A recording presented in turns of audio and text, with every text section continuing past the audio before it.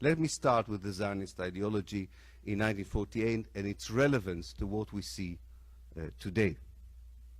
1948 in many ways was a culmination of an ideological process which led to an articulation of a very clear formula, concept, which stated that there is no hope for a successful Zionist colonization of Palestine without the ethnic cleansing of the Palestinians.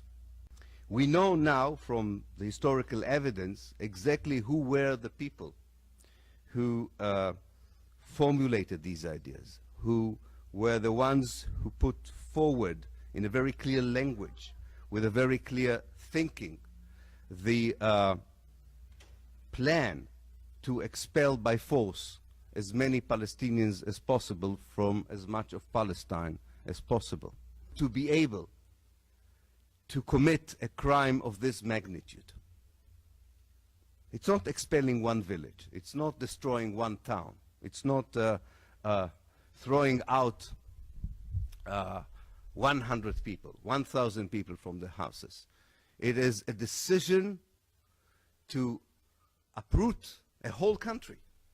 Very few politicians and generals in modern history and even in ancient history were that bold to believe that they are that powerful, that they can be that cruel to decide to take a whole country and depopulate it. We have to ask ourselves, how come Jews 3 years after the Holocaust could have been so callous, so determined in committing a crime of such a magnitude? The second point of view, or second aspect of 1948 which is relevant, is the international community's reaction to what happened in 1948. There was a conspiracy of silence. There were so many representatives of the international community on the ground. There were journalists, there were representatives of the United Nations, of the International Red Cross. There were people whose role and task and mission was to report to their relevant headquarters whether or not peace is being achieved in Palestine after the United Nations adopted the partition resolution on the 29th of November 1947. And they knew that instead of peace, from the 1st of February 1948, Jewish troops were going from one house to the other, from village to village, and were expelling by force people, massacring them when they resisted, and looting everything they had, from their material possessions to their cultural heritage, such as books, pictures, photographs, anything they had. Whether it was the headquarters of the International Cross in Geneva or the United Nations Secretariat in New York at the time, they all had received genuine reports of what was going on. And they made a political decision not to publish these reports.